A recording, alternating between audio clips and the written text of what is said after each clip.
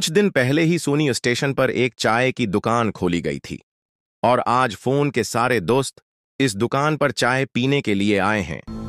तभी आलू गली बली से कहता है, गली बली, मुझे लगता है हम लोग यहाँ फजूल में आए हैं, हमें तो चाय पलाने वाला भी नहीं है, चलो यहाँ से चलते हैं। आलोक की बात सुनते ही गली कहता है, हाँ आलोक, तुम बिल्कुल सही कह रहे हो, चलो किसी और दुकान पर जाकर चाय पीते हैं। ये सुनते ही जान कहता है, अरे रखो, कहाँ जा रहे हो, मैं तुम सबके लिए अभी चाय बना देता हूँ। औतना कहकर वो चाय बनाने के लिए बढ़ता है, मगर तभी उसे ट्रेन के हारन की आवाज सुनाई देती है।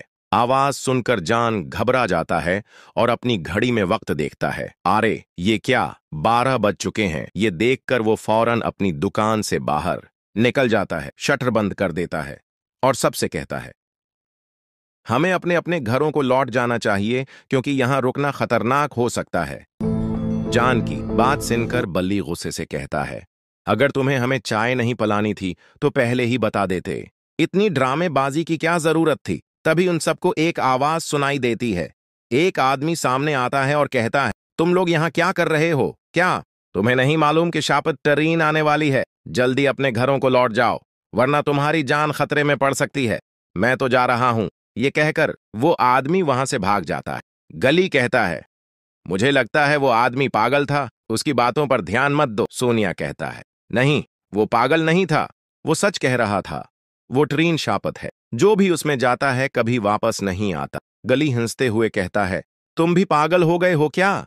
सोनिया कहता है, अगर यकीन नहीं आता तो खुद जाकर देख लो।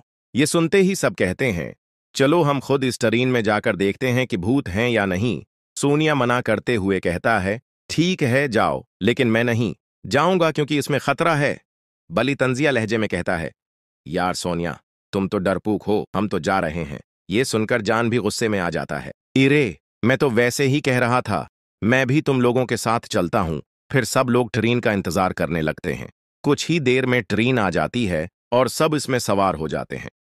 मुसिकिन ट्रेन के अंदर बैठने के बाद बल्ली सोनिया से कहता है, अरे तुम तो कह रहे थे यहाँ भूत हैं, मगर हमें तो कुछ नजर नहीं आया। ये लोग बात कर ही रहे होते हैं कि ट्रेन चल पड़ती है। ट्रेन एक पल के करीब पहुंचती है, आहिस्ता हो जाती है और सब लोग नीचे नदी को देखने लगते हैं। फिर अचानक ट्रेन तेज हो जाती है और जंगल की तरफ बढ़ती है। मौसीकी सब लोग सो जाते हैं, उन्हें इल्म ही नहीं होता कि वो कितनी बड़ी मुसीबत में फंसने वाले हैं। तभी अचानक सोनिया की आंख खुलती है। वो कुछ देखकर डर जाता है। अरे सामने कोई बैठा है। वो जैसे ही उसे देखने के लिए आगे बढ़ता है, वो शख्स गायब हो जाता है और भूत उसके पीछे आ जाता है। सोनिया जैसे ही पीछे देखता है, वो खौफ से बेहोश हो जाता है। मौसीकी फिर गली की आंख खुलती है। वो देखता है सोनिया जमीन पर गिरा हुआ है। वो सबको जगाता है और सोनिया को होश आ जाता है। सोनिया डरते हुए बताता है कि मैंने वाकई एक भूत को देखा था। वो शख्स सामने बैठा था, फिर गायब हो गया और मेरे पीछे आ गया।